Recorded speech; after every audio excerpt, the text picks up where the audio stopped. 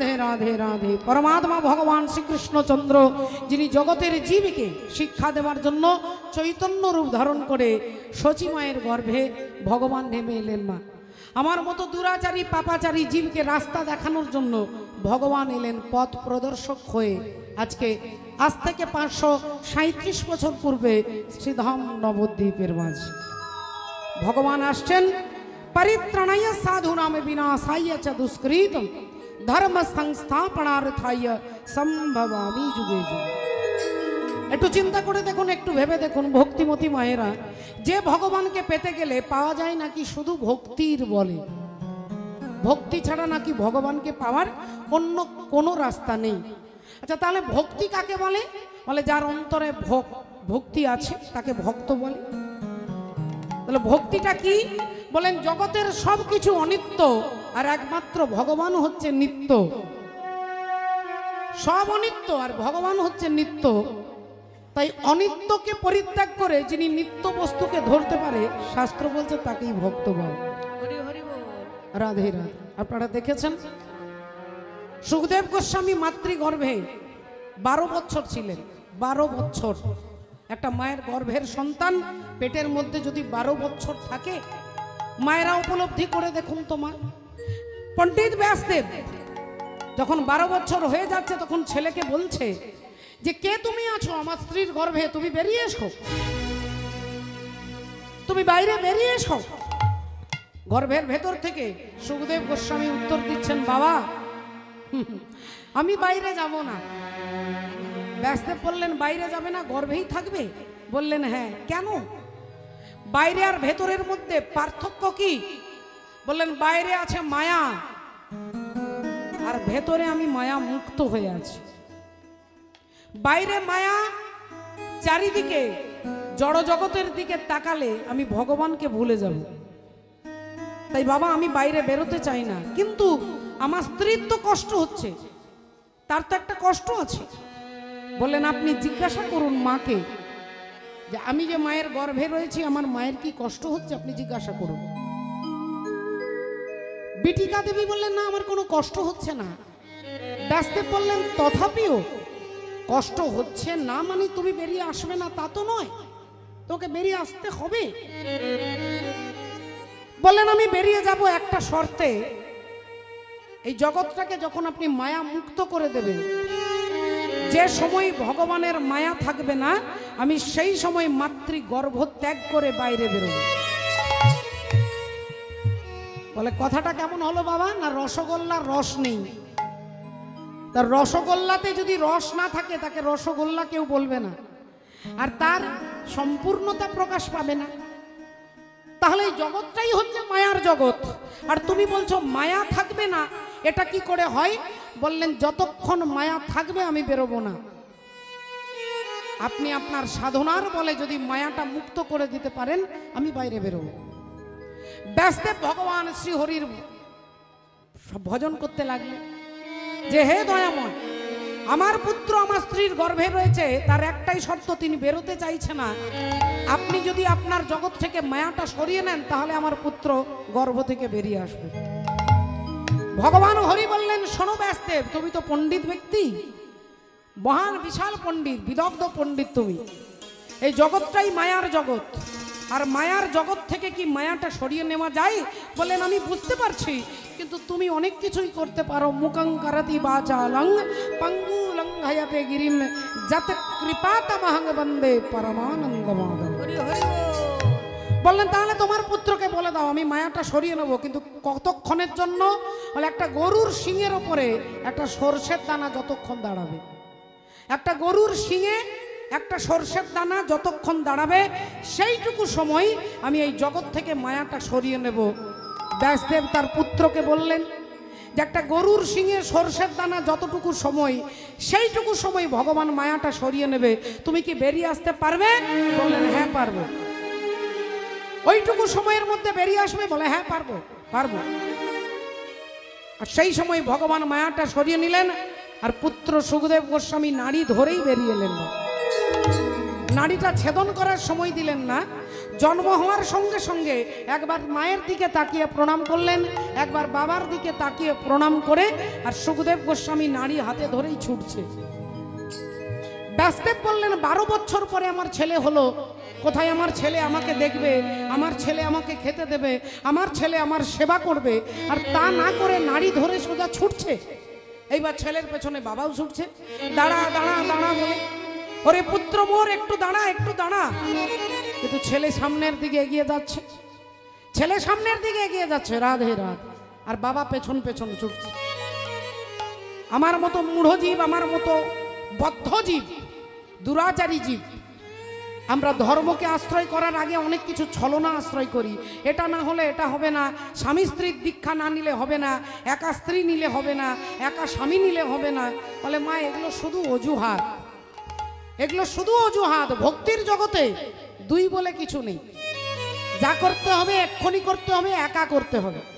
বিশ্বকবির ভাষায়, যদি তোর ডাক শুনে কেউ না আসে তবে একলা চলো রে, শুনে কেউ না আসে তবে একলা চলো রে, যদি তোর ডাক শুনে কেউ না আসে তবে একলা চলো রে, যদি তোর ডাক শুনে কেউ না আসে তবে একলা চলো রে, তবে একলা চলো একলা চলো একলা চলো একলা চলো রে, ওরে একলা চলো একলা চলো একলা চলো একলা চলো রে, যদি তোর ডাক শুনে কেউ না আসে তবে একলা চলো রে, যদি তোর ডাক শুনে কেউ না আসে তবে একলা চলো রে।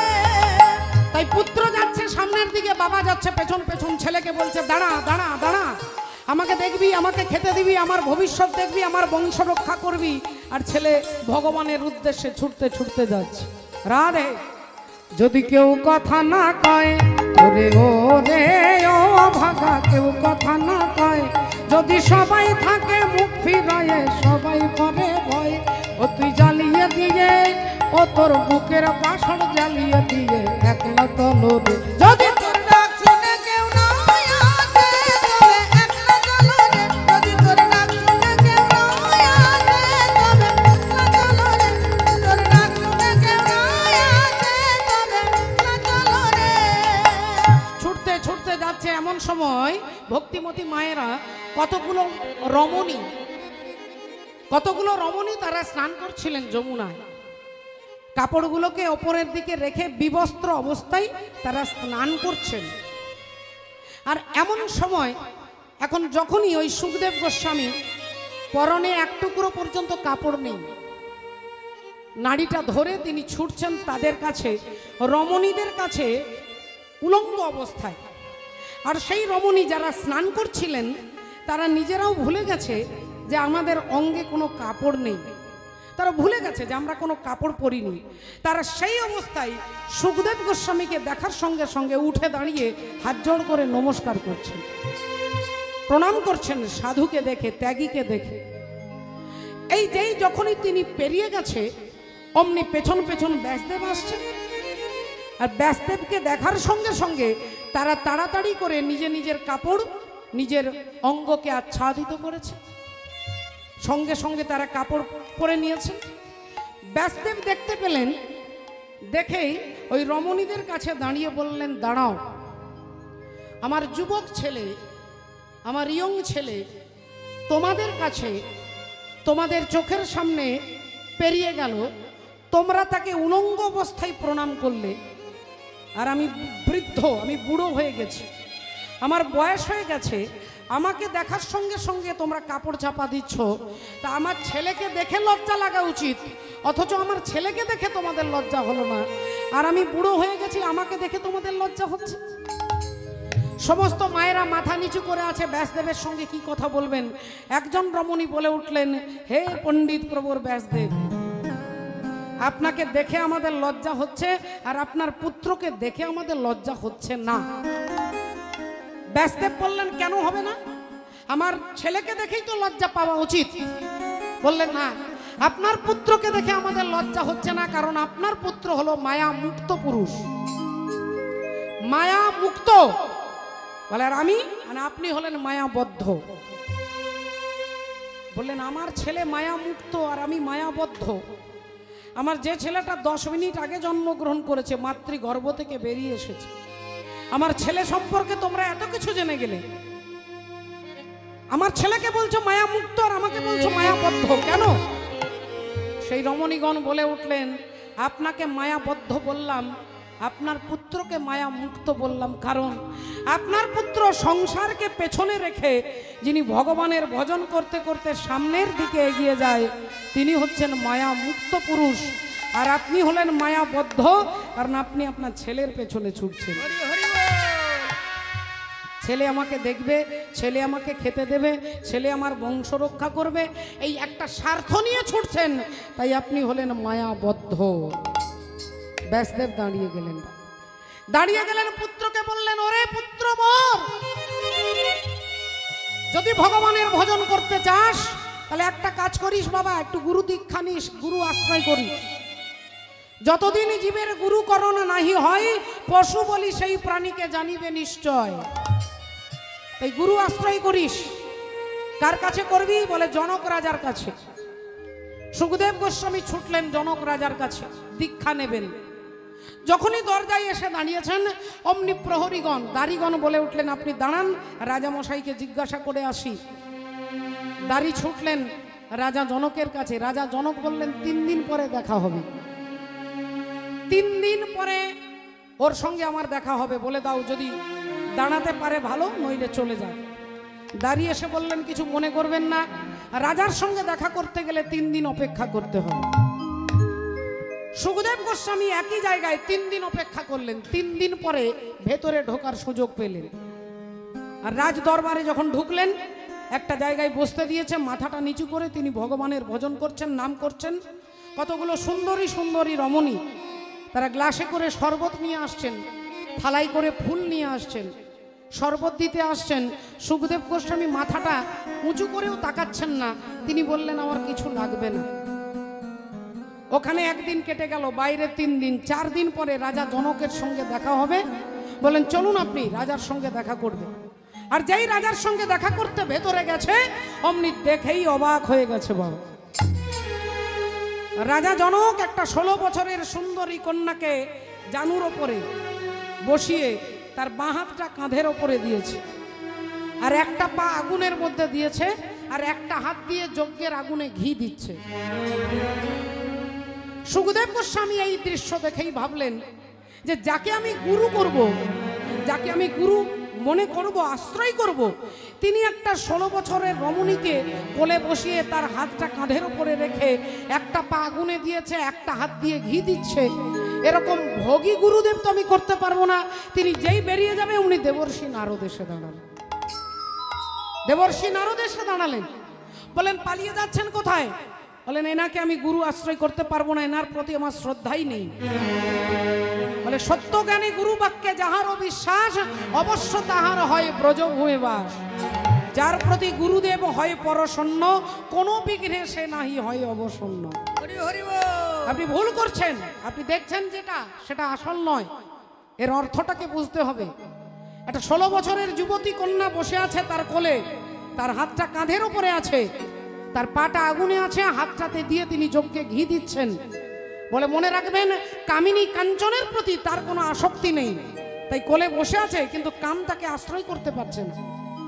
পাটা আগুনের মধ্যে, সংসার দাবানলের মধ্যে এই দেহটাকে রেখেছে সংসারে, কিন্তু সংসারের আগুন তাকে পোড়াতে পারছে না। সংসার দাবানল নীড় হলো ত্রাণায়ম। এই সংসার আগুনে আমার মতো জীব পুড়ে ছাই হয়ে যাচ্ছি, কিন্তু রাজা জনককে পোড়াতে পারছেন না। আর আগুনের মধ্যে ঘি দিচ্ছে। কি ঘি? প্রাণরূপা ঘৃত তোমার আহুতি করিবে, সেই ঘি দিচ্ছেন আগুনের মধ্যে। তথাপিও কেউ তাকে, তার সিদ্ধান্তকে, তার মনকে টলাতে পারছে না। আপনি ভুল করছেন। আপনাকে অনেক টেস্ট করে ভেতরে নিয়ে আসা হয়েছে। আপনি বাইরে 3 দিন দাঁড়িয়েছিলেন, আপনার ধৈর্যের পরীক্ষা নিয়েছে যে গুরু আশ্রয় করবে তার জন্য কতটা ধৈর্য দরকার। তাই বাইরে 3 দিন রেখেছে। ভেতরে ওই যে সুন্দরী নারী আপনাকে শরবত দিতে গিয়েছিল, ওরা সব মায়া। সুন্দরী রমণীর পাল্লায় পড়ে আপনি আপনার মনকে চঞ্চল করেন কিনা, এটা দেখবার জন্য রাজা জনক আপনাকে পরীক্ষা করেছে। আর সব কিছু পাশ করে আপনি এখানে ভুলে গেলেন রাধে রাধে। এই যেই এ কথা বলেছে অমনি সুখদেব গোস্বামী দণ্ডবত প্রণাম করে উঠলেন গুরুদেব। আহা, এ মনে বাবলা গাছের কষ্ট লেগেছে, ও গুরু ধুয়ে দাও জ্ঞান সাবানে, গুরু আমার মনের ময়লা যাবে কেমনে।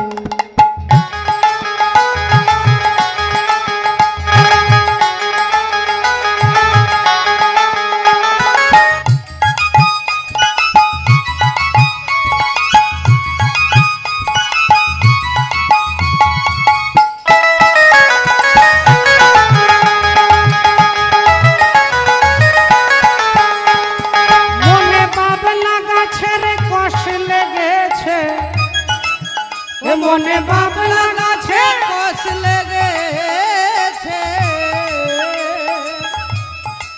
ও গুরু ধুয়ে দাম সাবানে, গুরু আমার মনের ময়লা যাবে কেমনে, গুরু আমার মনের ময়লা যাবে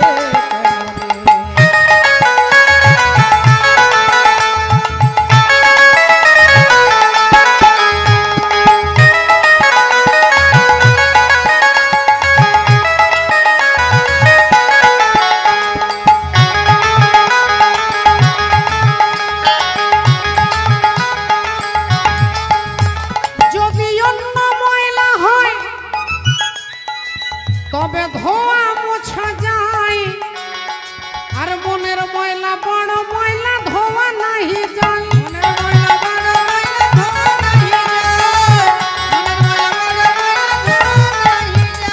যদি অন্য ময়লা হয় তবে ধোয়া মোছা যায়, আর মনের ময়লা বড় ময়লা ধোয়া নাহি যায়।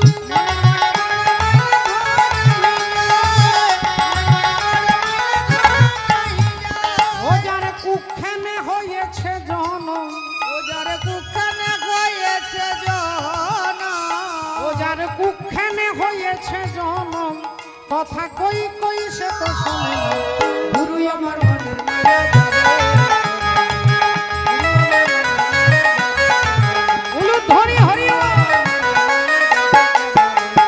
গুরু আমার মনের ময়লা যাবে কেমনে, গুরু আমার মনের ময়লা যাবে কেমনে, গুরু আমার মনের ময়লা যাবে কেমনে, গুরু আমার মনের ময়লা যাবে কেমনে। ज्ञानन्ति विरन्धस्य ज्ञानञ्जेन शलाकया चक्षुरुन्मीलितं येन तस्मै श्री गुरवे नमः। গুরুর প্রতি শ্রদ্ধা যদি থাকে, যদি গুরুর প্রতি বাক্যের প্রতি সত্য জ্ঞান থাকে, আপনাকে 24 পরগনায় থেকে বৃন্দাবনে বাস করার ফল আপনি এখান থেকে পাবেন বাবা। আর শ্রদ্ধা যদি না আসে, বলে কোনো ভাগ্যে কোনো জীবের শ্রদ্ধা যদি হয়, তবে তো সেই জীব সাধু সঙ্গ করে। একটু চিন্তা করে দেখুন, আপনারা বুঝতে পারবেন। 18 দিনের কুরুক্ষেত্রের যুদ্ধ শেষ হয়ে 19 দিন মা গান্ধারী ছুটতে ছুটতে কুরুক্ষেত্রের মাঠে এসে চিৎকার করে ছেলেদের নাম ধরে ডাকছে, ওরে দুর্যোধন,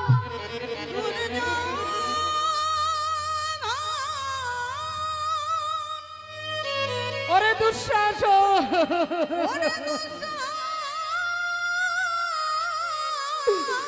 আমি তোদের দেখতে পাচ্ছি না কেন, আমি তোদের দেখতে পাচ্ছি না কেন, কোথায় তো নয় আমার, আমি তোদের কাছে এসেছি, একবার আমাকে দেখা দে বাবা, দেখা দে, একবার আমাকে দেখা দে, একবার আমার কাছে ছুটে এসে আমার গলাটা জড়িয়ে ধরে মা বলে ডাক একবার। পাগলের মতো রানী গান্ধারী কাঁদছে, পুত্রদের নাম ধরে চিৎকার করে বলছেন, একবার দেখা দে, একবার দেখা দে। আর ওই মশালের আলোতে দেখতে পাচ্ছেন তার শতপুত্র মরে পড়ে আছে, নিস্তব্ধ নিঝুম চারিদিকে।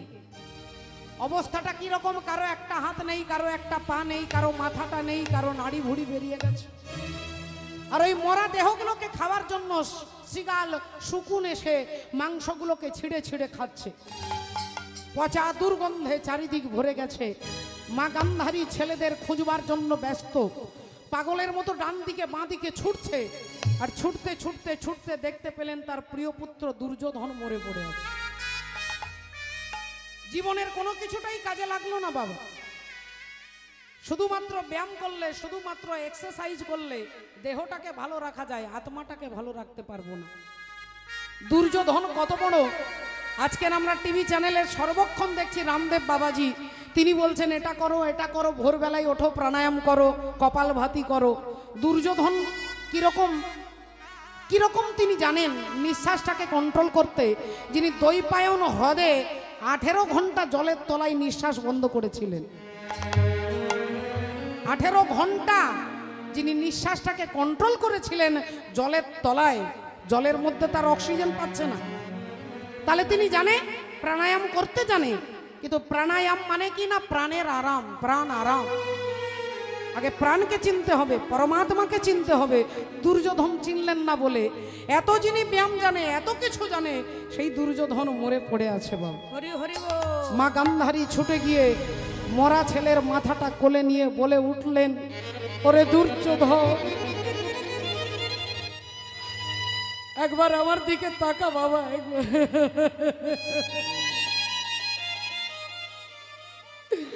একবার আমার দিকে তাকা, আমি তোর মা, আমি তোর মা এসেছি বাবা, মা। পাগলের মতো ছেলের মাথাটা কোলে নিয়ে চিৎকার করতে করতে বিলাপ করছেন শতপুত্র বিরহ যন্ত্রণায় মা গান্ধারী। আর হঠাৎ শুনতে পেলেন পেছনে কে যেন দাঁড়িয়ে খিলখিল করে হাসছেন। চমকে উঠলেন গান্ধারী, কে তুমি? আমি পুত্র শোকে কাঁদছি, তুমি আমার পেছনে দাঁড়িয়ে হাসছো, তুমি কি পাগল? তুমি কি নিষ্ঠুর? তুমি কি নির্মম? তুমি কি পাষাণ? তোমার কি হৃদয় বলে কিছু নেই? কে তুমি? যদি সাহস থাকে একবার সামনে এসে দাঁড়াও, আমি তোমাকে দেখতে চাই, তুমি কে? অমনি পেছন থেকে উত্তর দিচ্ছেন, মা আমাকে দেখার জন্য তোমাকে ঘাড় ঘুরিয়ে দেখতে হবে না, ঘাড় ঘুরিয়ে এরকম এরকম করে আমাকে দেখতে হবে না। কেন? বলে আমি তোমার সামনে আছি, আমি তোমার পেছনে আছি, আমি তোমার ডাইনে আছি, আমি তোমার বামে আছি, আমি পূরবে আছি, আমি পশ্চিমে আছি, আমি উত্তরে আছি, আমি দক্ষিণে আছি, আমি ঈশানে আছি, আমি নৈঋতে আছি, আমি অগ্নিতে আছি, আমি বায়ুতে আছি, আমি ঊর্ধ্বে আছি, আমি অধে আছি। তুমি যেদিকে তাকাবে আমি সেখানে আছি। তাই আমাকে দেখার জন্য ঘাড় ঘুরিয়ে দেখতে হবে না। এই দেখো আমি কে। আর যেই বলেছে অমনি দেখছেন গান্ধারী দেখে ভগবান কৃষ্ণ দাঁড়ায়ে আছে, ভগবান কৃষ্ণ দাঁড়ায়ে আছে, ভগবান কৃষ্ণ দাঁড়ায়ে আছে, ভগবান কৃষ্ণ দাঁড়ায়ে আছে। ও গো গান্ধারীর চোখের কাছে দেখে ভগবান কৃষ্ণ দাঁড়ায়ে আছে, গান্ধারীর চোখের কাছে ভগবান কৃষ্ণ দাঁড়ায়ে আছে। ও যে গান্ধারীর চোখের কাছে দেখে ভগবান কৃষ্ণ দাঁড়ায়ে আছে, ওই গান্ধারীর চোখের কাছে ভগবান কৃষ্ণ দাঁড়ায়ে আছে। গৌর গান্ধারীর চোখের কাছে ভগবান কৃষ্ণ দাঁড়ায়ে আছে, গান্ধারীর চোখের কাছে দেখে ভগবান কৃষ্ণ দাঁড়ায়ে আছে। আর যেই ভগবানকে দেখেছেন অমনি গান্ধারী আঙুলটা তুলে বলে উঠলো, তুমি সেই কৃষ্ণ, তুমি সেই কৃষ্ণ যে আমাকে মা বলে ডাকবার মতো কাউকে রাখলে না, তুমি সেই কৃষ্ণ যে আমার বংশে বাতি দিতে কাউকে রাখলে না, তুমি সেই কৃষ্ণ যে আমার বংশটাকে ধ্বংস করে দিয়েছো, তুমি সেই তাই কৃষ্ণ রে। গান্ধারী কাঁদতে কাঁদতে বলছে, আজ এই কুরুক্ষেত্রের মাঠে দাঁড়িয়ে সন্তান হারা জননী গান্ধারী আমি, আজ আমি দিলাম তোমাকে অভিশাপ। তুমি যেমন আমার বংশে বাতি দিতে কাউকে রাখলে না, একদিন আমার মতো তোমারও বংশ বিনাশ হয়ে যাবে। ভগবান হাসতে হাসতে বললেন, মা তোমার অভিশাপ মাথায় তুলে নিলাম, তোমার দেওয়া অভিশাপ আমি মাথায় তুলে নিলাম। কিন্তু হেই মা গান্ধারী, তোমার একটাও ছেলেকে আমি মারিনি, কিন্তু আমি কিন্তু একটাও ছেলেকে মারিনি। কারমানাই বা পেলিয়াতে কর্মের গতিতে সবাইকে যন্ত্রণা পেতে হয়। দুঃখ কেউ দেয় না, আমার কর্মই আমাকে দুঃখ দেয়। আলাদা করে পাশের বাড়ির লোক এসে আমাকে দুঃখ দিতে পারবে না যতক্ষণ সেই কর্ম আমার না থাকে। মা, তুমি ভুলে গেছো মা গান্ধারী, কুরুক্ষেত্রের যুদ্ধ শুরু যখন হবে ঠিক তার 1 ঘন্টা আগে তোমার ছেলে দুর্যোধন তোমাকে প্রণাম করতে এসেছিল। বলে হ্যাঁ, প্রণাম করতে এসেছিল। তারপর ছেলে তোমার পায়ে হাত দিয়েছিল। বলে হ্যাঁ। তুমি ছেলের মাথায় হাত দিয়েছিলে? হ্যাঁ, দিয়েছিলাম। তোমার ছেলে দুর্যোধন তোমাকে বলেছিল যে আমাকে আশীর্বাদ করো, আমি যেন যুদ্ধে জয়লাভ করতে পারি। আরে হ্যাঁ, বলেছিল। তা তুমি তার মাথায় হাতটা দিয়ে কি বললে? যে বাবা দুর্যোধন, এই যুদ্ধে তুই হারবি না জিতবি আমি বলতে পারবো না, কারণ এটা কার্গিলের যুদ্ধ নয়, এটা পানিপথের যুদ্ধ নয়। এই যুদ্ধের নামই হচ্ছে ধর্মযুদ্ধ।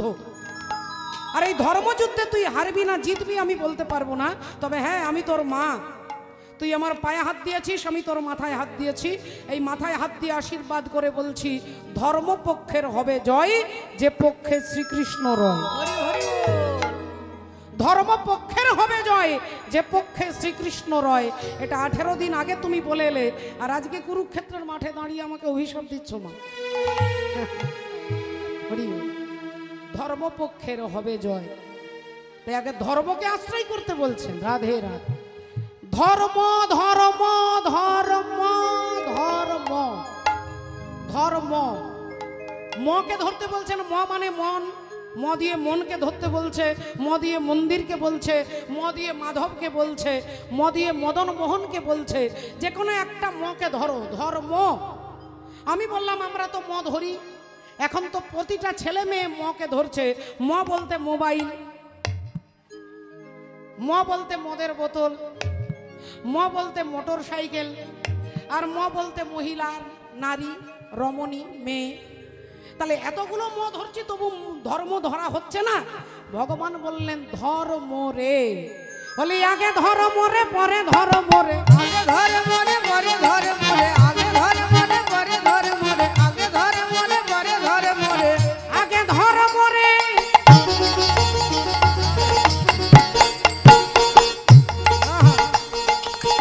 ওরে ধর্ম রে,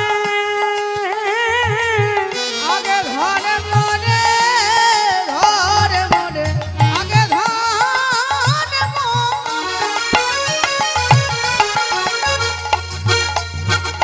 পরে ধর্ম রে, ধর্ম রে, ধর্ম রে, বলি আগে ধর্ম রে পরে ধর্ম রে। হরি হরি হরি বলে, আগে ধর্ম রে পরে ধর্ম রে, হরি হরি তাই হরি বলে, আগে ধর্ম রে পরে ধর্ম রে, হরি হরি হরি বলে, আগে ধর্ম রে পরে ধর্ম রে, আগে ধর্ম রে। ধর্ম রে। सर्वधर्म परित्यज्य मामेकं शरणं व्रज अहं त्वां सर्वपापेभ्यो मोक्षयिष्यामि मा शुच। এই কলিযুগের ধর্ম শেখানোর জন্য স্বয়ং ভগবান আসছেন। আর এই কলিযুগের ধর্ম কি? বলে হরের নাম হরের নাম হরের নামৈব কেবলম কলো নাস্তে ব নাস্তে ব নাস্তে ব গতিরন্যত। হরি হরি বল। এই হরিনাম ছাড়া আর অন্য কোনো গতি নেই।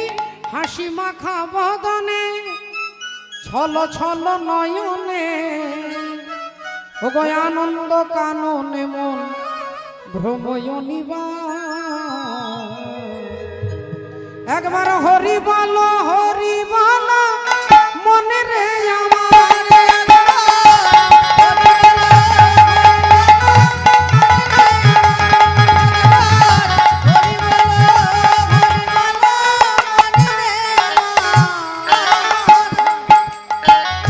হাসি মাখা বদনে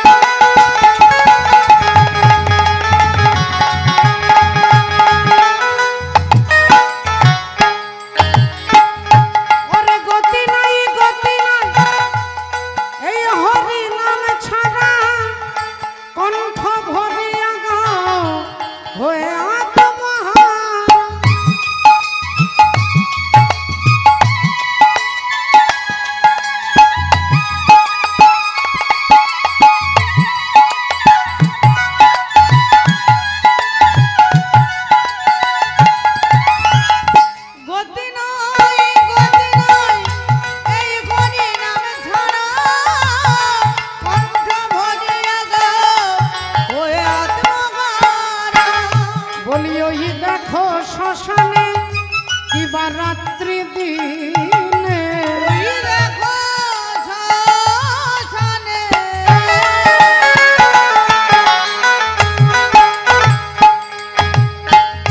ওই দেখো শ্মশানে শিবরাত্রি দিনে ওগো পুড়িতেছে মানুষের কত অহংকার হরি বলো হরি বলো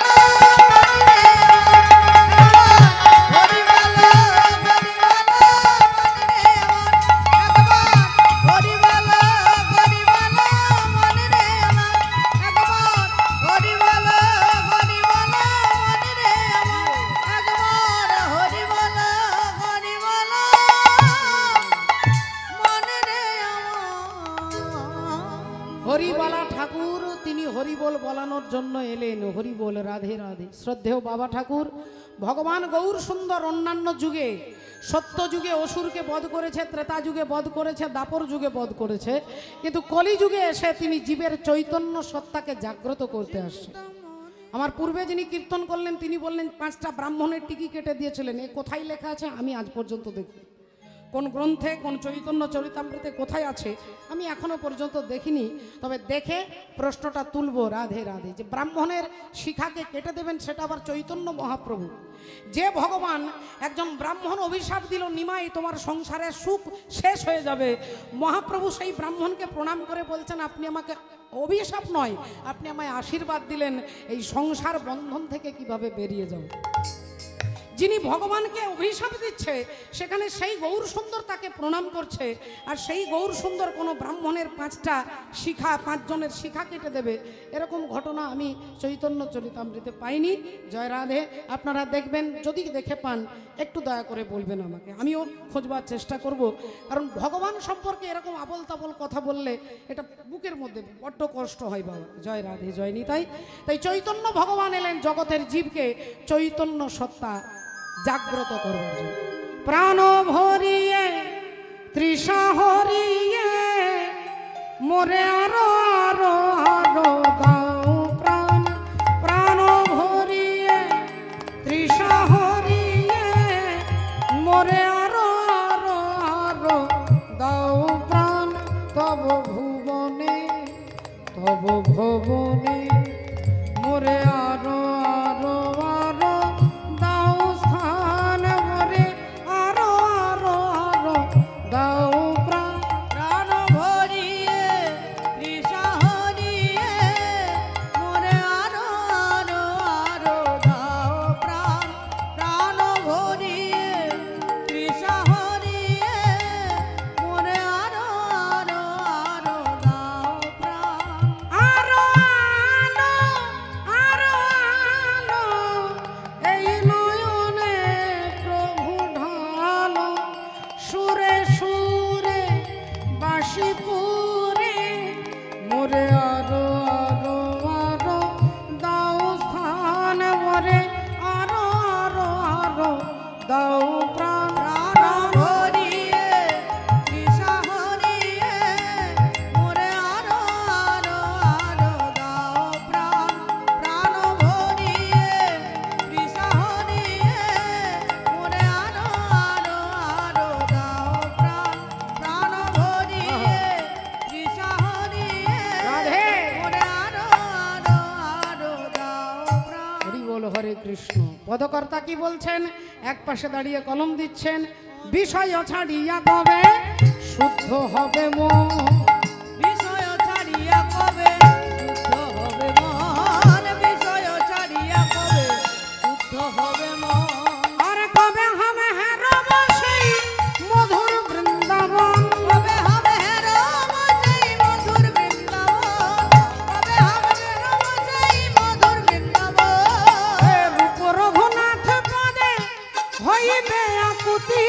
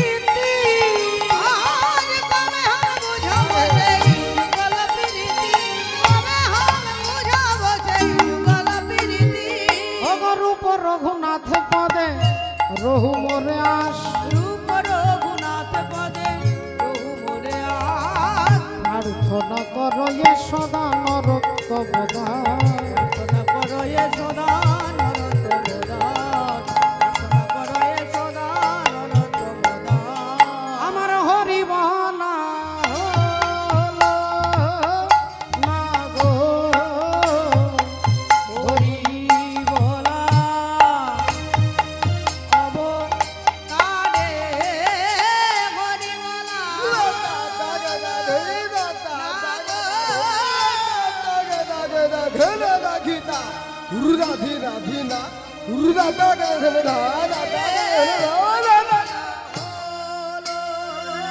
घड़ीता खीता तर तर घड़ी तर घड़ी नहीं तर घड़ीता खी ना घंटे लगले जहां दा घंटे लगले जहां दा गुरु धैर्य ती धैर्य ती धैर्य धैर्य तर तर घड़ी दा घड़ी धैर्य ती तेरे ती तेरे तेरे तेरे तर घड़ी दा जहां तर घड़ी दा तर घड़ी हां कत हां तर घड़ी दा तर घड़ी जहां कत हां तर घड़ी दा तर घड़ी जा जा जा घी जा जा जा घी जा जा जा घीता गुरु जा जा जा घी जा जा जा घी जा जा जा घीता गुरु जा जा जा घीता गुरु हला ता हला ता घीता गीत रगड़ जा गीत रगड़ जा गीत रगड़ जा जा गीत रगड़ जा जा गीत रगड़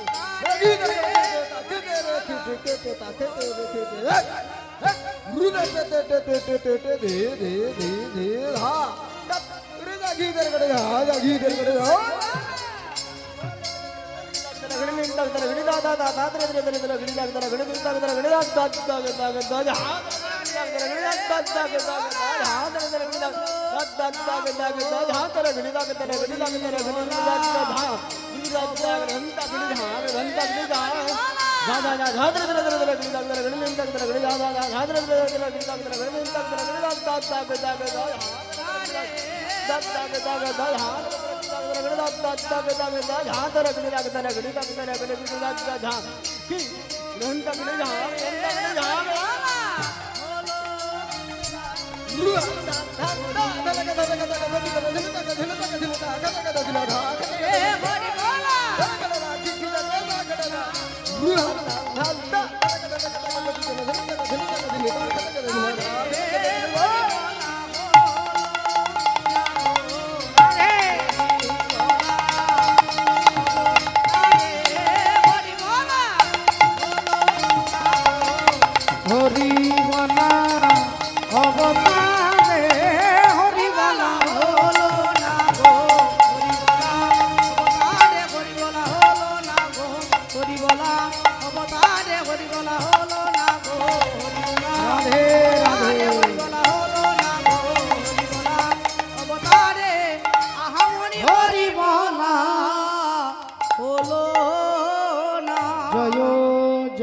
জগৎ গুরু তুমি বাঞ্ছা কল্পতরু সিক্ত কর তপ্ত মরু করুণা তোমার তুমি মাতা তুমি পিতা তুমি জগতের ত্রাতা কেহ নাই তোমা ভিন্ন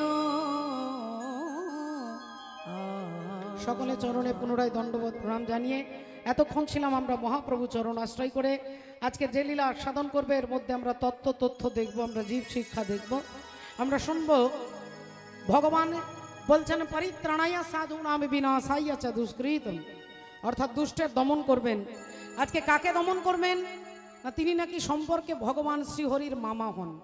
ভগবানের মামা তিনি হচ্ছেন কংস।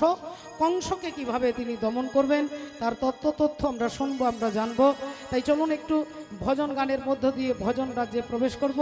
তার আগে আপনাদের চরণ ধরে বিনম্র নিবেদন প্রার্থনা জানাই এই হরিবাসরের জন্য, হরি নামের জন্য, হরিনাম মহাযজ্ঞানুষ্ঠানের জন্য এই বাবারা আপনাদের কাছে ভিক্ষার আঁচল নিয়ে যাবেন। আপনারা যতটুকু পারবেন, আমি আমার তরফ থেকে ভগবত সেবায় আমার তরফ থেকে ১,৫০০ টাকা ১,৫০০ টাকা আমি ভগবানের নামে আমার তরফ থেকে রইল। আপনারা যতটুকু পারবেন আপনাদের সাধ্যমতো এই হরিবাসরকে একটু সাহায্য করবেন, একটু ভগবত সেবার জন্য এগিয়ে আসবেন।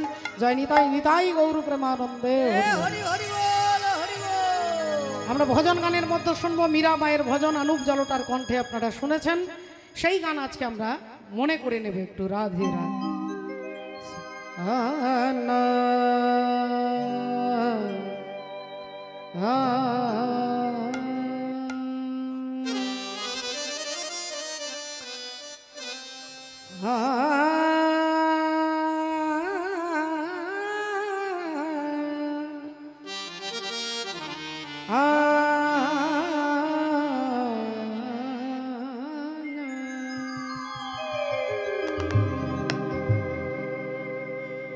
रंग दे चुनरिया रंग दे चुनरिया रंग दे चुनरिया ओ रंग दे रंग दे रंग दे रंग दे रंग दे रंग दे रंग दे रंग दे ओ रंग दे चुनरिया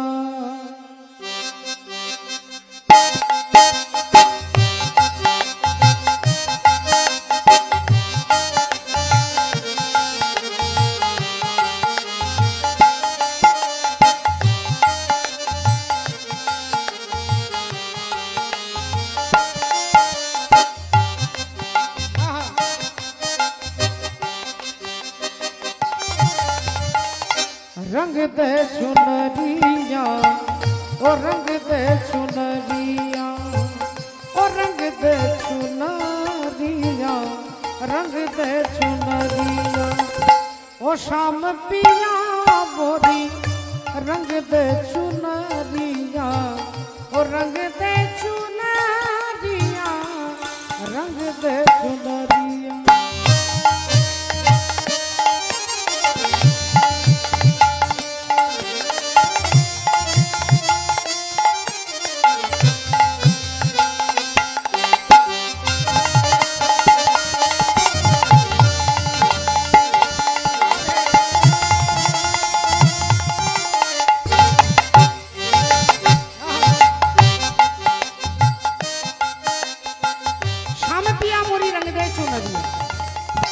बिना रंगाए मैं तो घर नहीं जाऊंगी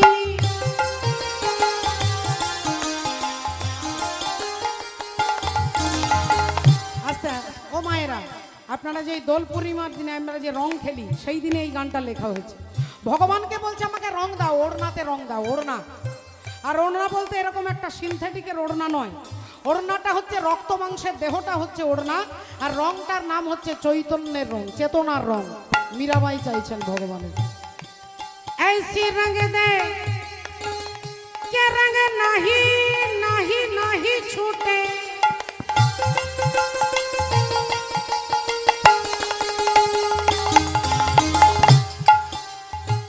ऐसी रंग दे के रंग नहीं छूटे ओ धोबिया धोए चाहे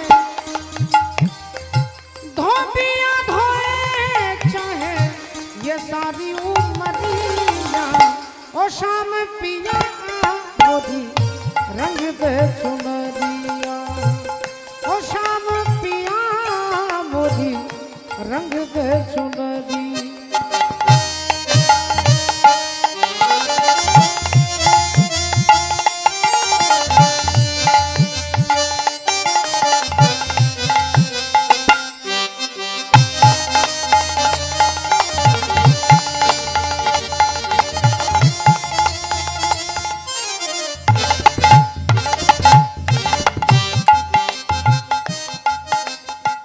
দেখুন এই গানের মধ্যে চারটে প্রশ্ন আছে চারটে প্রশ্ন জল সে পাতলা কোন है জলের থেকে পাতলা কি কোন ভূমি সে ভারী এই মাটির থেকে ভারী কি और कौन अगन से तेज है আগুনের থেকে তাপ কি और कौन काजल से कारी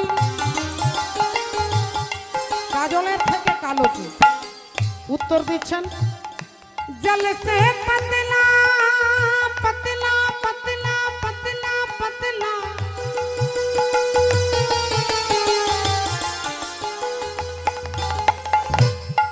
जल से पतला ज्ञान है जलेर থেকে পাতলা হচ্ছে জ্ঞান আর পাপ ভূমি সে ভারী এই মাটির থেকে ভারী হচ্ছে পাপ ক্রোধ আগুন সে তেজ है মানুষের রাগ হচ্ছে আগুনের থেকে বেশি তাপ क्रोध अगन से तेज है और काजलेर থেকে কালো হচ্ছে কলঙ্ক और कलंक काजल से कारी रंग दे चुनरिया ओ रंग दे चुनरिया ओ रंग दे चुनरिया ओ रंग दे चुनरिया ओ रंग दे चुनरिया ओ रंग दे चुनरिया रंग दे चुनरिया रंग दे चुनरी श्री गुरु निताई गौर सीतानाथ ब्रह्मानंदे हरि हरि बोल সকলের চরণে আমি আমার দণ্ডবোধ প্রণাম জানিয়ে আজকে শুনবো মামা কংসকে তিনি কিভাবে বিনাশ করবেন তার তথ্য জানতে গেলে আগে মামার সম্পর্কে একটু জেনে নিই। মামা কংস হচ্ছে তিনি হলেন মথুরার রাজা।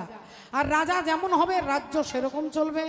রাজা ধার্মিক হলে রাজ্য ধর্মের নীতিতে চলবে। রাজা যদি অধার্মিক হয় বলে রাজ্যের মানুষ অধার্মিক হয়ে যাবে। তাই মামা কংস তিনি তার রাজ্যে ঘোষণা করেছে যে আমার রাজ্যে কেউ ভগবানের নাম উচ্চারণ করবে না, ভগবানের নাম উচ্চারণ করবে না, ভগবানের পূজা অর্চনা করবে না, কেউ বিষ্ণুর নাম কীর্তন গাইবে না, কারোর বাড়িতে পুজো হবে না। যার বাড়িতে পুজো হবে সেই বাড়িতে আগুন ধরিয়ে দেওয়া হবে। যে কীর্তন গাইবে তার জিহ্বা কেটে দেবে।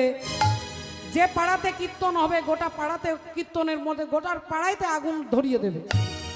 তাই কংসের আদেশে সারা রাজ্যে হরিনাম বন্ধ হয়ে গেল। বাড়িতে বাড়িতে পুজো অর্চনা বন্ধ হয়ে গেল। রাজার কাছে সবাই মাথা নিচু করলেন, কেন? কারণ নইলে তো প্রাণে মেরে ফেলবে। তাই ভয়ে সবাই ভগবানের ভজন বন্ধ করে দিলেন। কিন্তু ওই কংসেরই যিনি পিতা উগ্রসেন তিনি ভগবানের ভজন না করে জলগ্রহণ করেন না। বাবা জলগ্রহণ করেন না। তিনি কে? না তিনি হচ্ছেন পিতা উগ্রসেন। রাধে রাধে। তাই উগ্রসেন দেখলো সারা রাজ্য আমার ছেলের আদেশ মেনে নিল। কেউ ভগবানের নাম বলে না, কেউ পূজা অর্চনা করে না, কেউ ফুল তোলে না, কেউ তুলসী পত্র চয়ন করে না। কিন্তু উগ্রসেন প্রতিদিনের মতো লুকিয়ে লুকিয়ে ভগবানের পুজো করেন, ভগবানের নাম করেন। প্রতিদিন দরজা জানলা বন্ধ করে ভগবানের শ্রী বিষ্ণুর চরণে তুলসী পত্র দেন। আর একদিন দুরাচারী কংসের কানে গেল, মহারাজ আপনার বাবা প্রতিদিন দরজা জানলা বন্ধ করে কি যেন করে। দুরাচারী কংস দরজায় এসে লাথি মেরে চিৎকার করে বলে উঠল, বাবা! যেই দরজায় লাথি মেরেছে দরজা ভেঙে গেছে। দেখছে পিতা উগ্রসেন ভগবান বিষ্ণুর পুজো করছেন। কংস চিৎকার করে আবার বলে উঠল যে তোমার এত বড় সাহস,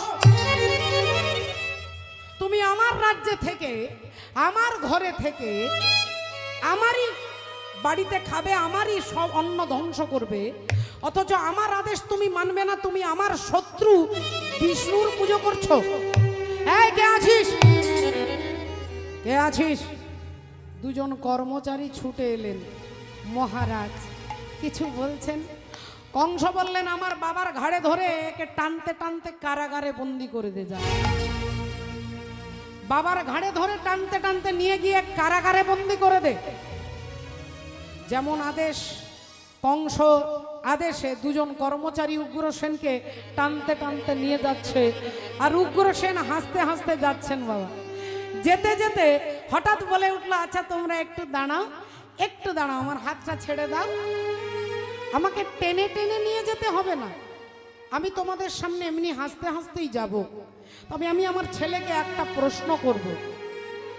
উগ্রসেনের হাতটা যেই ছেড়ে দিয়েছে উগ্রসেন কংসের কাছে এসে দাঁড়িয়েছে। কংস বললেন, বলো কি প্রশ্ন? বাবা বললেন, তুই আমাকে কোথায় পাঠাচ্ছিস? তুই আমাকে কোথায় পাঠাচ্ছিস? কংস বললেন, তোমাকে আমি কারাগারে পাঠাচ্ছি। উগ্রসেন বললেন, আমি সেটাই তো জিজ্ঞাসা করছি, কারাগারে পাঠাচ্ছিস মানে কার কাছে? কারাগারে, কারাগারে, কারাগারে, কারাগারে, কারাগারে। বাবা জিজ্ঞাসা করছে কারাগারে, কার কাছে? আর কংস বলছে তোমাকে কারাগারে পাঠাচ্ছি মানে জেলে পাঠাচ্ছে। যার যেমন ভাব তার তেমন লাভ, যার যেমন ভাব তার তেমন লাভ। কংস বুঝতে পারছে না। বাবা বলছে, তুই আমাকে কোথায় পাঠাচ্ছিস বাবা? আরেকবার বল। বলে কারাগারে। কারাগারে না কারাগারে? ছেলে ভাবছে কারাগার বলতে জেল, আর বাবা বলছে কারাগার বলতে কার কাছে। রেগে গিয়ে কংস বলল, তোমাকে আমি জেলে পাঠাচ্ছি। উগ্রসেন আনন্দে বলে উঠল, বাবা রে, তুই সত্যি আজকে আমার বড় উপকার করলি। তুই বড় উপকার করলি। কেন? না, আমি সংসারে যতদিন ছিলাম নিশ্চিন্ত মনে ভগবানকে ডাকতে পারিনি। সংসার হচ্ছে একটা কারাগার, যেখানে আপনি নিশ্চিন্ত মনে ভগবানের ভজন করতে পারবেন না। বাবা খুব কঠিন। আপনি একটু নাম জপ করবেন, ভাববেন একটু নামের মালাটা নিয়ে জপ করতে বসবেন, আপনার নাতি পেছন থেকে জড়িয়ে ধরবে, দাদু দাদু দাদু। আপনি ভাববেন আমি একটু গুরু মন্ত্রটা জপ করে নি, আপনার বাড়িতে দুজন কুটুম আত্মীয় পরিজন চলে আসে। আপনার স্ত্রী বাজারে থলিটা দিয়ে বলবে যাও এটা নিয়ে এসো, বাড়িতে জামাই এসেছে। সংসার আপনাকে ভজন করতে দেবে না। তাই উগ্রসেন বলছে তুই আমার বড় উপকার করলি বাবা, সংসারে থেকে এতদিন আমি ভগবানের ভজন করতে পারিনি, কিন্তু আজকে নিশ্চিন্ত মনে কারাগারে যাব, আর এই কারাগারে আমার উপরে কোনো দায়িত্ব থাকবে না, বাজার করার দায়িত্ব থাকবে না, চাল ডাল কেনার দায়িত্ব থাকবে না, রোজগার করার কোনো দায়িত্ব থাকবে না। ওই কারাগারে বসে আমি কি করব? আমি মনে মনে নাম বলিব, আমি মনে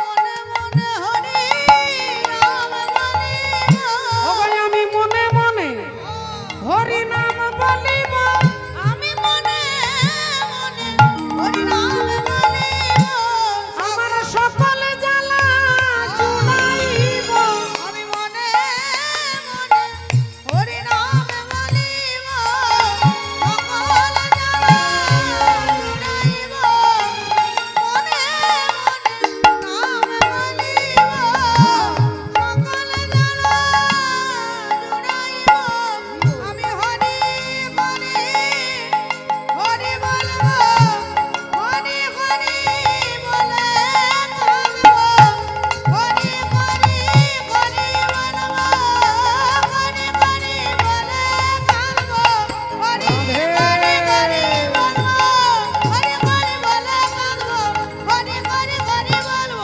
হরি হরি বলে থাকব, আমি মনে মনে হরি নাম বলিব।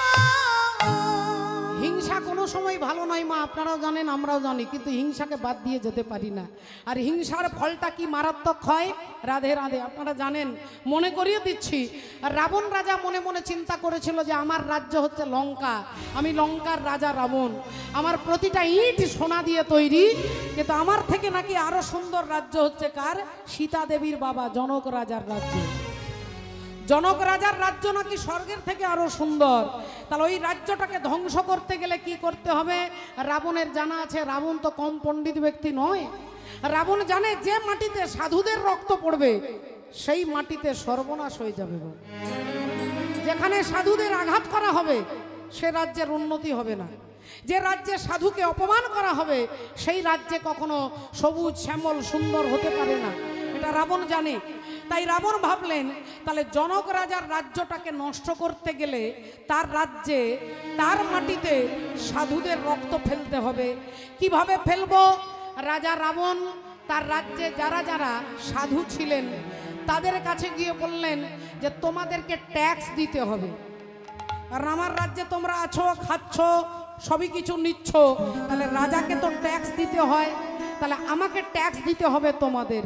সাধুরা বললেন দেখুন মহারাজ, আমাদের তো ঘর বাড়ি নেই, আর আমরা অফিস আদালতে চাকরিও করি না, তাহলে আপনাকে ট্যাক্স দেব কি? আমরা পয়সাটা কি দেব? আমাদের তো পয়সা নেই। রাবণ বললেন যখন তোমাদের পয়সা নেই, তোমাদের শরীর থেকে 9 ফোঁটা করে রক্ত দিতে হবে। আমাদের শরীর থেকে 9 ফোঁটা রক্ত দিতে হবে, সবাইকে দিতে হবে, এটাই হচ্ছে আমার ট্যাক্স। সাধুরা বললেন বেশ, তাহলে তাই হোক। অমনি তারা নিজের নিজের দেহ থেকে 9 ফোঁটা করে রক্ত একটা মাটির ভাণ্ডে সবাই দিয়ে ভাণ্ডটা রক্তে ভর্তি হয়ে গেল, রাবণের হাতে তুলে দিলেন। রাবণ ভাবলেন সাধুদের রক্ত যদি জনক রাজার মাটিতে পুঁতে দেওয়া হয় তাহলে রাজ্যে বৃষ্টি হবে না, বৃষ্টি না হলে গাছপালা বাঁচবে না, ফল ফুল হবে না, পশু পাখি মারা যাবে, মানুষ মারা যাবে, রাজ্যের সৌন্দর্যটাই নষ্ট হয়ে যাবে। এই রাজা মনে মনে রাবণ চালাকি করে ওই সাধুদের রক্তের ভাণ্ডটা এনে মন্দোদরীকে দিয়ে বলছে এই নাও, এই ভাণ্ডটা একটু রেখে দাও তো, গোপন জায়গায় রেখে দাও। মন্দোদরী জিজ্ঞাসা করলেন এটা কি? রাবণ বললেন এ হচ্ছে মারাত্মক বিষ, খেলেই এক মুহূর্তে তার মৃত্যু নিশ্চিত হয়ে যাবে। তিনি আর বললেন না যে সাধুদের রক্ত, বললেন মারাত্মক বিষ। মন্দোদরী ভাবলো বিষ, এই বিষ মনে করে ভাণ্ডটাকে লুকিয়ে রেখে দিলেন। আর এদিকে রাবণ গেছে দেবতাদের সঙ্গে যুদ্ধ করতে, অনেক দিন সময় পেরিয়ে গেছে। মন্দোদরী ভাবলেন তাহলে দেবতাদের সঙ্গে যুদ্ধ করতে গিয়ে মনে হয় আমার স্বামী মারা গেছে। তাহলে আমার স্বামী যখন মারা গেছে রাবণ, আমি তো তাহলে আর একা থাকতে পারবো না। আমি মন্দোদরী সতী নারী, স্বামীর মৃত্যু আমি সহ্য করতে পারবো না, আমিও আত্মহত্যা করব। কিন্তু কিভাবে মরব? হঠাৎ মনে পড়ে গেছে যে রাবণ যে বিষের ভাণ্ডটা এনে দিয়েছিলেন, ওই এক ফোঁটা বিষ খেয়ে আমি আত্মহত্যা করব। ওই মন্দোদরী সাধুদের রক্তের ভাণ্ডটা ভাবলেন বিষ, আর বিষ মনে করে যেই রক্ত পান করলেন, অমনি মা মন্দোদরীর গর্ভে গর্ভ সঞ্চার হলো। সাধুদের রক্ত তো বিফলে যাবে না। মন্দোদরীর গর্ভে সন্তান এলো। মন্দোদরী ভাবলো স্বামী ঘরে নেই, আমার গর্ভে সন্তান, সমাজ তো আমাকে ছিছি করবে, তাহলে আমার স্বামী যদি বল স্বামী নেই, আমি মা হব। এই মনে মনে চিন্তা করতে লাগলেন কি করা যায়। আর এমন সময় রাবণ ফিরে এলেন। বাবু রাবণ যখনই ফিরে এলেন, মন্দোদরী ভাবলেন যে তাহলে তো স্বামী মরেনি। এবার স্বামী যদি জিজ্ঞাসা করে তোমার গর্ভের সন্তান কার, আমি কি বলবো? তাহলে তো আমার স্বামী আমাকে সন্দেহ করবে। এই চিন্তা করতে করতে মন্দোদরীর মনে হলো যে আমার স্বামী রাবণ এমন চিৎকার করে যে চিৎকারে মায়ের যদি গর্ভে সন্তান থাকে, সন্তান নষ্ট হয়ে যায়। আমি বলছি না বাবা, শাস্ত্র বলছেন রাবণ মানে যিনি সবাইকে কাঁদিয়ে দিতে পারে, রুলা দেতে হ্যাঁ। রাবণ जो सबको रुलाते हैं उसे रावण कहते हैं, रावण। মন্দোদরী রাত্রিবেলায় স্বামীর কানে কানে বললেন, স্বামী আপনি ফিরে এসেছেন, কি আনন্দ। আচ্ছা আচ্ছা স্বামী, সবাই বলে নাকি আপনি চিৎকার করলে নাকি বিরাট চিৎকার করতে পারেন, গর্ভের সন্তান নষ্ট হয়ে যায়। রাবণ বললেন হ্যাঁ, শুনবে নাকি? বলে একটাবার চিৎকার করে দেখান না। আর যেই রাবণ চিৎকার করেছে, অমনি মন্দোদরীর গর্ভের সন্তান নষ্ট হয়ে গেছে। আর ওই মাটির ভাণ্ডে সেই সন্তান গর্ভপাত যে হয়ে গেল, সেই রক্তটাকে ধরে নিয়ে আবার যেমনকার তেমনি ভাণ্ডটাকে চাপা দিয়ে রেখে দিল। রাবণ মনে মনে চিন্তা করলো তাহলে এবার জনক রাজার রাজ্যটাকে শেষ করে দিতে হবে, যাতে বৃষ্টি না হয়, যাতে গাছপালা না হয়, যাতে প্রজারা মারা যায়, যাতে পশু পাখি মরে যায়। তার জন্য সেই সাধুদের রক্তটা ওই জনক রাজার রাজ্যের মাটিতে পুঁতে দেব। বললেন মন্দোদরী ওই বিষের ভাণ্ডটা নিয়ে এসো।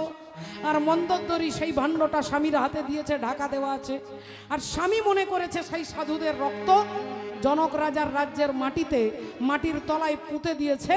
শ্রদ্ধেয় বাবা ঠাকুর, ভক্তিমতী মায়েরা, আপনারা জানেন। আর সেই রাজা জনক তিনি যখন লাঙল চষতে গেলেন, সেই লাঙল চষতে চষতে কি হলো না, মাটির তলা থেকে সেই ভাণ্ড থেকে সীতা দেবীর জন্ম হলো। অনেকে বলেন রাবণের মেয়ে হচ্ছে সীতা, এই অর্থে সীতা। তিনি ক্ষেত্রজ কন্যা, কিন্তু তিনি বাস্তবে কিন্তু রাবণের ঔরসজাত কন্যা নন। এই যে দেখুন ভক্তমণ্ডলী, ভক্তিমতী মায়েরা, বিনাশ কে হলো? বলে জনক রাজা নয়, রাবণ বিনাশ হয়ে গেল। তাহলে হিংসা সবসময় আমাদের সর্বনাশের দিকে টেনে নিয়ে যায়। এদিকে কংস তার বাবা উগ্রসেনকে জেলে বন্দি করে দিলেন। জেলে বন্দি অবস্থায় উগ্রসেনের কি আনন্দ, তিনি বসে বসে ভগবানের ভজন করে। ভজ শ্রীকৃষ্ণ কহ শ্রীকৃষ্ণ লহ শ্রীকৃষ্ণ নাম রে, ভজ শ্রীকৃষ্ণ কহ শ্রীকৃষ্ণ লহ শ্রীকৃষ্ণের নাম রে, ভজ শ্রীকৃষ্ণ কহ শ্রীকৃষ্ণ লহ শ্রীকৃষ্ণের নাম রে। ওগো যে জন শ্রী কৃষ্ণ ভজে সে হয় আমার প্রাণ রে। শ্রীকৃষ্ণ ভজে যে কৃষ্ণ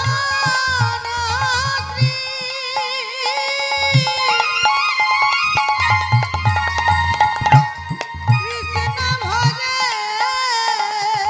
ওগো সে হয় আমার প্রাণ রে। ভজ শ্রীকৃষ্ণ কহ শ্রীকৃষ্ণ লহ শ্রীকৃষ্ণের নাম রে, ভজ শ্রীকৃষ্ণ কহ শ্রীকৃষ্ণ লহ শ্রীকৃষ্ণের নাম রে।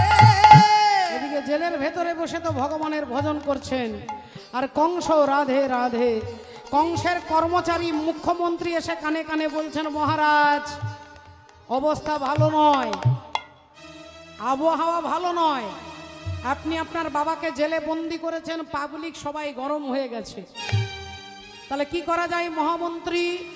মন্ত্রী বললেন এক কাজ করুন, পাবলিক জনগণ যদি রেগে যায়, জনগণ মন অধিনায়ক জয় হে ভারত ভাগ্য বিধাতা, ভারতবর্ষের ভাগ্যের বিধাতা হচ্ছে জনগণ। আর জনগণ যদি চায় দেশের উন্নতি করতে পারে, কোনো নেতা কোনো মন্ত্রী পারবে না। আর জনগণ যদি চায় এই দেশকে রসাতলে পাঠাতে পারে, তাহলে জনগণকে বুদ্ধিজীবী হতে হবে, বিচার করতে হবে, বিচার সম্পন্ন হতে হবে। তাই এক কাজ করুন, আপনি এক কাজ করুন, আপনার বিরুদ্ধে যাতে ভক্তরা খেপে না যায়, আপনি আপনার বোন দেবকীর সঙ্গে একজন ভক্তের বিয়ে দিয়ে দেন। দেবকীর সঙ্গে যদি একজন ভক্তের বিয়ে দিয়ে দেন, তাহলে ভক্তরা ভাববে যে তারা ভুল বুঝছে, আপনি ভালো লোক। কংস বললেন, মন্ত্রী তুমি ঠিকই বলেছ, তাহলে আমি আমার বোন দেবকীর সঙ্গে বসুদেবের বিবাহ দেব। একজন পরম পবিত্র ভক্ত বসুদেব, বসুদেবের সঙ্গে দেবকীর বিবাহ দেব। বিবাহের দিন ঠিক হয়ে গেল। আজ কি আনন্দ মধুপুরে,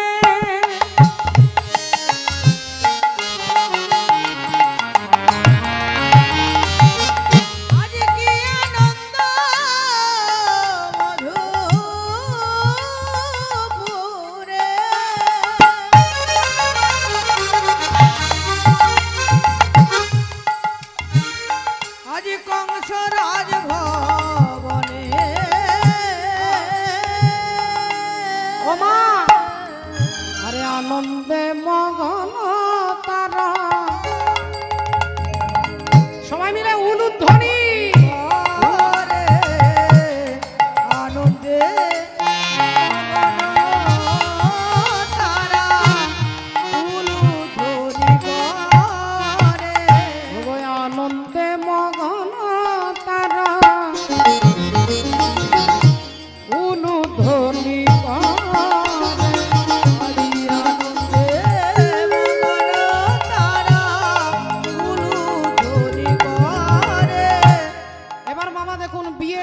বুঝতে পারছেন। আপনাদের মেয়ে কন্যা আছেন, ভাইজি আছেন। একটা মেয়ের বিয়ে দিতে গেলে সোনা দানা, টাকা পয়সা, গাড়ি বাড়ি সব কিছুই দিতে হয়। কংস তার বোন দেবকীর বিবাহে কি দিচ্ছে দেখুন।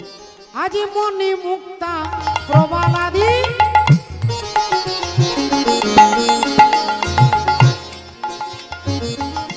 মনি মুক্তা প্রবাল,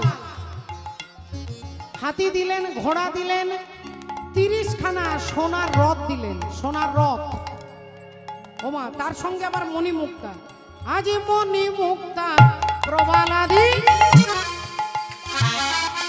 পরশ পাথর, আজ মণিমুক্তা প্রবালাদি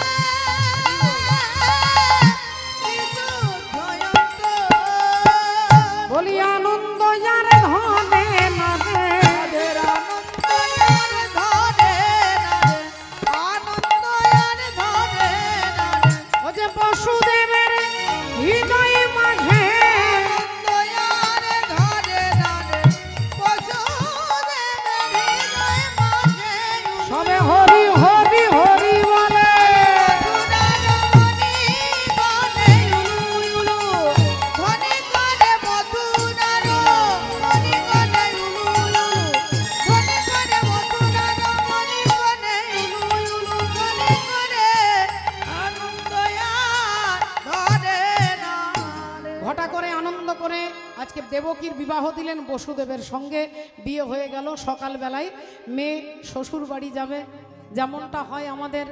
মেয়ে যখন শ্বশুর বাড়ি যায়, সঙ্গে কোনো দাদা কিংবা কোনো ভাই বোনকে শ্বশুর বাড়ি রাখতে যায়।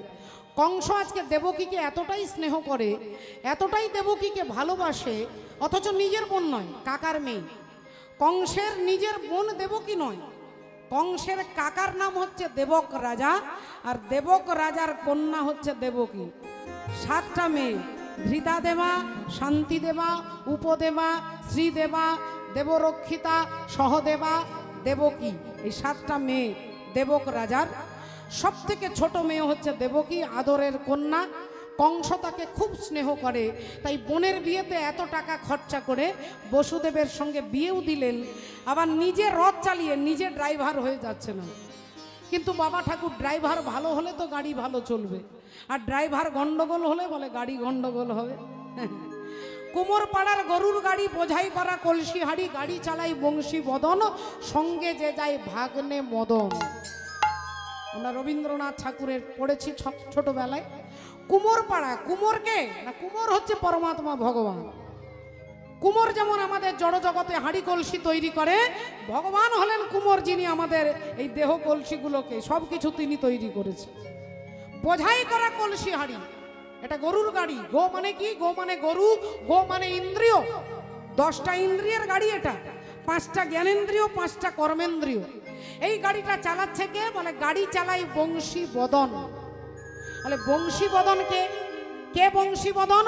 বলে সেই তো হলো বংশী বদন, সেই তো হলো বংশীবদন, সেই তো হলো বংশীবদন, সেই তো হলো বংশীবদন, সেই তো হলো বংশী বদন, সেই তো হলো বংশীবদন। আস্তে বংশী বদন। তার সঙ্গে কে যাচ্ছে? ও তার সঙ্গে যে যায় ভাগ্নে বদন, সেই তো হলো বংশীবদন,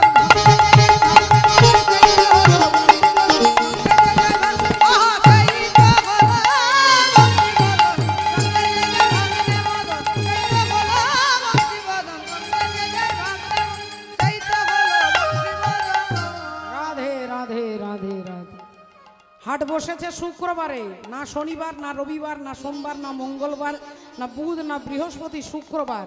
শুক্রবারে, শুক্রবারে, শুক্র বাবার দেহে আছে শুক্র, মায়ের দেহে আছে শনিত।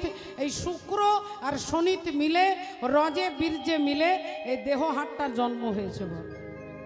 একটু চিন্তা করে দেখুন মা, আজকে সেই মামা কংস, দুরাচারী কংস, তার বোনের বিয়ে দিয়ে আজকে গাড়িটা চালিয়ে নিয়ে যাচ্ছেন কংস।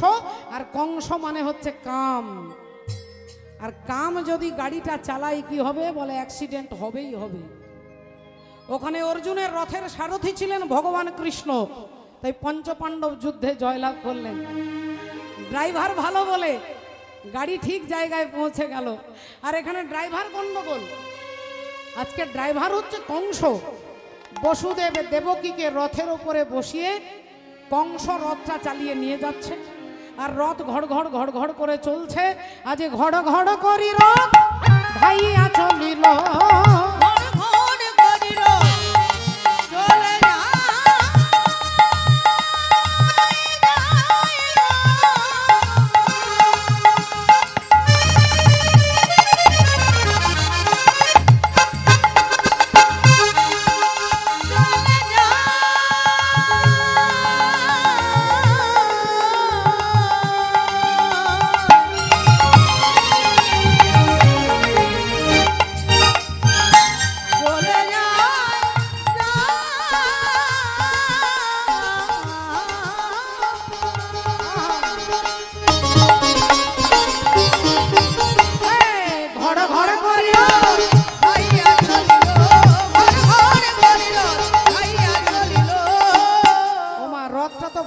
ছিল ঘড় ঘড় ঘড় ঘড় করে রথ যাচ্ছে। কে যেন পেছন থেকে হেন কালে দৈব বাণী শুনিতে পাইল, হেন কালে দৈব বাণী শুনিতে পাইল, হেন কালে দৈব বাণী শুনিতে পাইল। দুরাচারী কংস শুনতে পেলেন পেছন থেকে কে যেন চিৎকার করে ডাকছে, কংস, কংস। চমকে উঠলেন কংস।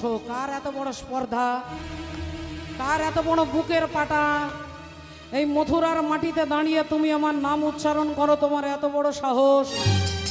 কার এত বড় সাহস আমাকে দেখতে হবে। কে কে তুই? আমার নাম নিতে, আমার নাম নিতে আকাশ বাতাস কি দেবতারা পর্যন্ত ভয় পায়, আর তুই কোথাকার কে আমার নাম ধরে চিৎকার করে ডাকছিস? কে তুই?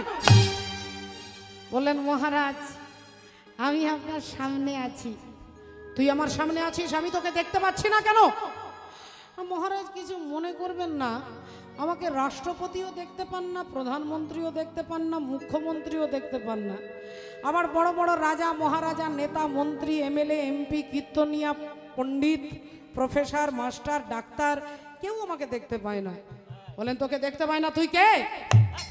বলেন আমার নাম হচ্ছে নিয়তি। নিয়তি? নিয়তি মানে ভাগ্য। নিয়তি মানে ভাগ্য। নিয়তি কে না বাধ্যাতে। নিয়তির দ্বারা আমরা সবাই পরিচালিত মা। কেউ ভাগ্যের বাইরে বেরোতে পারবেন না, আপনি চাইলেও পারবেন না। রাধে রাধে, চেষ্টা করলেও হবে না।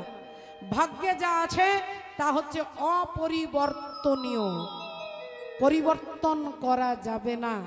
আপনারা শুনেছেন মাগো কাঁচা বাদাম গানটা শুনেছেন? আচ্ছা, গানটা শুনে ভালো করে বুকে হাত দিয়ে বলুন, গানটা যিনি গেয়েছেন তার কি গলা কিশোর কুমারের মতো সুন্দর? না। আচ্ছা, দেখতেও সুন্দর? বলে না।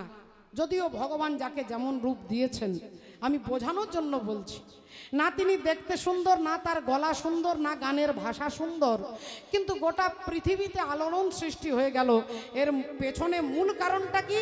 এটা ওই ভদ্রলোকের ট্যালেন্ট নয়, এটা হচ্ছে নিয়তিকে না বাধ্যাতে। হরি হরি বল।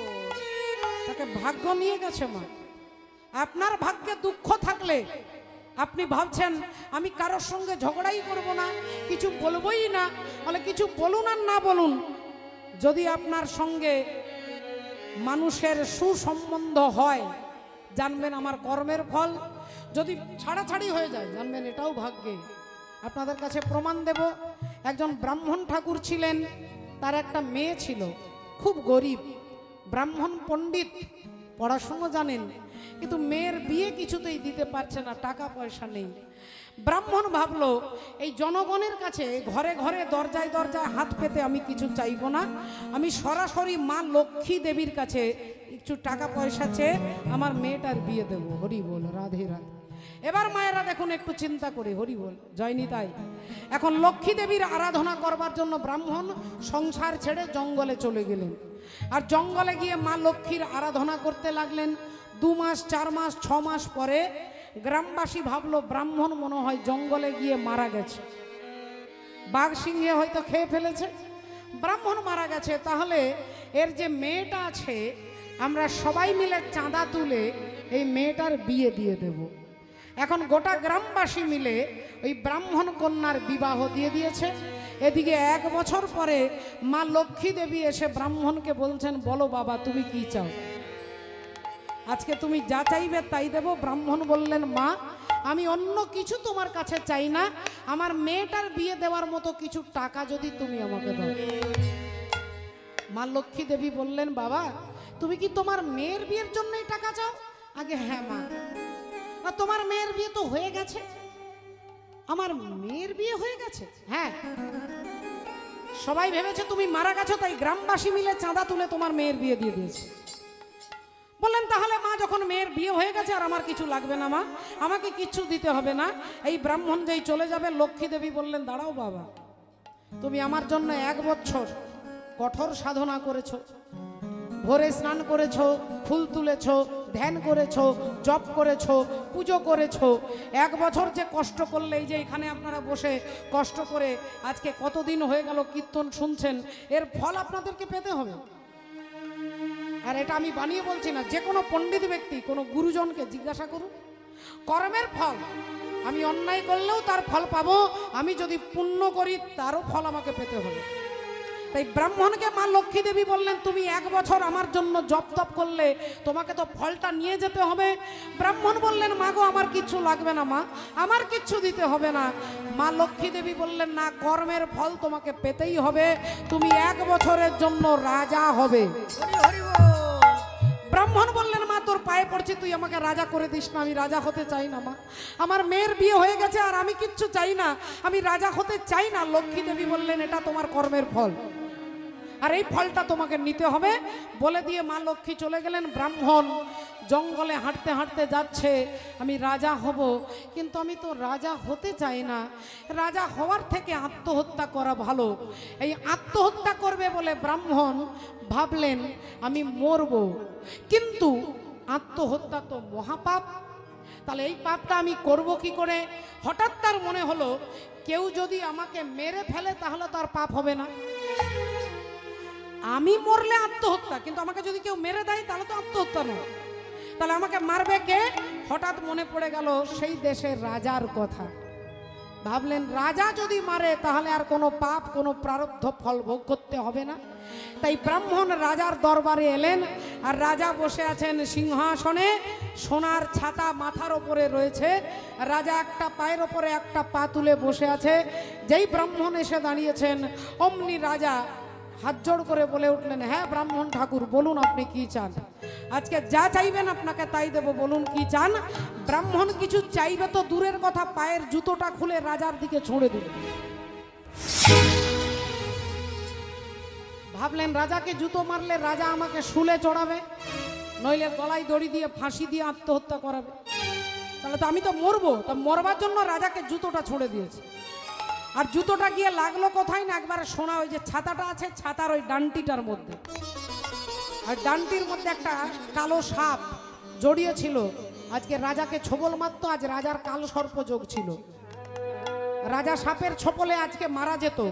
জুতোটা গিয়ে যেই লাগলো সাপটা পড়লো আর অমনি মারা গেল। পণ্ডিতগণ বললেন মহারাজ আজকে আপনার কাল সর্প যোগ ছিল, ওই ব্রাহ্মণ আপনাকে বাঁচিয়েছে। রাজা ছুটে গিয়ে ব্রাহ্মণের হাতে ধরে বললেন আপনি আমাকে বাঁচিয়েছেন, আমি আপনাকে আনন্দ হয়ে কিছু দিতে চাই। কি দেবেন? বলে আমার এই সিংহাসনে 1 বছরের জন্য আপনি রাজা হবেন। ইনি বললেন যে আমি রাজা না হওয়ার জন্য জুতো ছুঁড়েছি, রাজা আমার হাতে ধরে সিংহাসনে বসে দিয়েছে, 1 বছরের জন্য তোমাকে রাজা হতেই হবে। না না আমি রাজা হতে চাই না। না রাজা হতে হবে। ব্রাহ্মণকে রাজা করে দিলেন। রাজা তার পাশে বসে একসঙ্গে খাওয়া, একসঙ্গে ঘুমানো, সব সময় একসঙ্গে। একদিন দেখতে দেখতে 11 মাস হয়ে গেছে প্রায়, এবার 1 বছর হতে যায়। রাজার সঙ্গে ব্রাহ্মণকে নিয়ে গিয়ে জঙ্গলে শিকার করতে গেছে। রাত্রি হয়ে গেছে, একটা ত্রিপল খাটিয়ে তাম্বু খাটিয়ে দুজনে দুটো বিছানায় শুয়ে আছে। এমন সময় গভীর রাত্রি ব্রাহ্মণের পিপাসা পেয়েছে, জল তৃষ্ণা। তাই ব্রাহ্মণ ভাবলেন একটু জল খাই। যেই বিছানা থেকে উঠে নামতে যাবে অমনি দেখছে রাজার বিছানায় একটা সাপ উঠছে, সাপ ছোবল মারবে। ভাবলেন ব্রাহ্মণ যে রাজা আমাকে এত ভালোবেসেছে ওই রাজাকে তো বাঁচাতে হবে। রাজার তলোয়ারটা মাথার উপরে ছিল, ওই তলোয়ারটা খুলে যেই সাপটাকে মারতে যাবে অমনি সাপটা তীরপরের তলা দিয়ে বেরিয়ে চলে গেছে।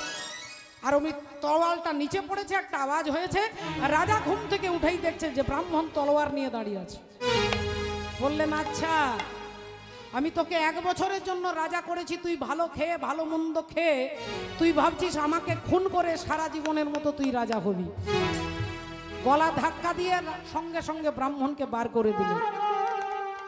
ব্রাহ্মণ তখন উপরের দিকে তাকিয়ে বলছে যে যেদিন আমি রাজাকে মারতে গিয়েছিলাম সেদিন আমাকে রাজা ভাবলেন, আপনি আমাকে বাঁচিয়েছেন, রাজা আমাকে রাজা করে দিল। আর আজকে সত্যি সত্যি রাজাকে বাঁচাতে গেছি, রাজা ভাবছে আমি রাজাকে খুন করতে গেছি। তাই আপনার ভাবনার উপরে হবে না মা। আপন ইচ্ছাই জীব কোটি বাঞ্ছা করে, কৃষ্ণ ইচ্ছা না হইলে বাঞ্ছা না হইবে। যেদিন মারতে গিয়েছিল সেদিন রাজা বলছে তুমি আমাকে বাঁচিয়েছো, আর আজকে রাজা ব্রাহ্মণ বাঁচাতে গেছে, রাজা গলা ধাক্কা দিয়ে বার করে। আমি সখাত সলিলে ডুবে মরি শ্যামা, দোষ করো নয় গো মা। আমি সখাত সলিলে ডুবে মরি শ্যামা, দোষ করো নয় গো মা। আমার ধর্ম হলো কদণ্ড স্বরূপ, পুণ্য ক্ষেত্র মাঝে আমি বাঁধিলাম কূপ। সে কূপে বেড়িল কাল রূপ জল কালো মনোরমা মা দোষ করো নয় গো মা। এই মাননীয় ভক্তমণ্ডলী ভক্তিমতী মায়েরা সুখ আর দুঃখ আপনাকে জিজ্ঞাসা করে আসবে না। আমরা কেউ চাই না যে আমাদের জীবনে দুঃখ আসুক, কিন্তু দুঃখ আসে। আমরা কেউ ভগবানকে বলি না আমাকে দুঃখ দাও, কিন্তু দুঃখ আমরা পাই। তাই দুঃখ না চাইলেও যেমন পাই, সুখ না চাইলেও তেমন আপনি পাবেন। সুখ আর দুঃখ ঘুরছে চক্রবত পরিবর্তনতে, সুখানি চ দুঃখানি চ। তাই রাজা কংস, তাকে নিয়তি ভাগ্য বলছে যে আমি হলাম নিয়তি। কংস বললেন তোর কাজ কি? আগে মহারাজ আমার কাজ হচ্ছে সবার ভাগ্যের বিচার করা। সবার ভাগ্যের বিচার করা তোর কাজ, তাহলে এখানে দাঁড়িয়ে আছিস কেন? নিয়তি বললেন মহারাজ আজকে ডিউটিটা আপনার কাছেই পড়েছে, আজ আপনার ভাগ্যের বিচার করতে এসেছি। আমার ভাগ্য, হ্যাঁ? আমার ভাগ্যের বিচার তুই করবি? বল আমার ভাগ্যে কি লেখা আছে? আগে মহারাজ আপনার ভাগ্যে পরিষ্কার করে লেখা আছে আপনার ভগ্নী দেবকীর অষ্টম সন্তান আপনাকে হত্যা করবে। আপনার ভাগ্নে হবে সম্পর্কে, দেবকীর অষ্টম সন্তান আপনাকে হত্যা করবে। তুমি যাহারে লইয়া আনন্দে মাতিয়া নগরে করিছ ভ্রমণ, তুমি যাহারে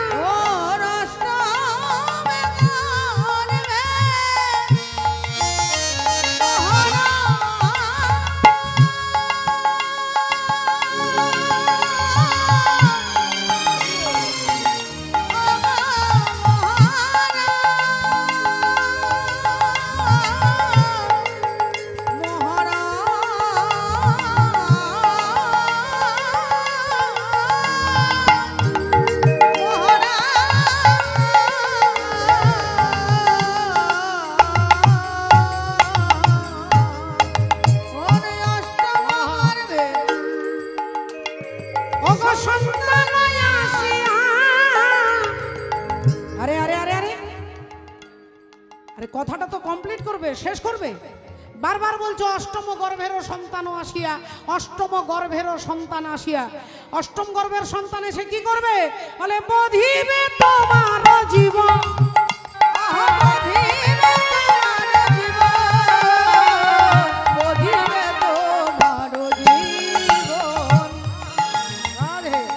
অষ্টম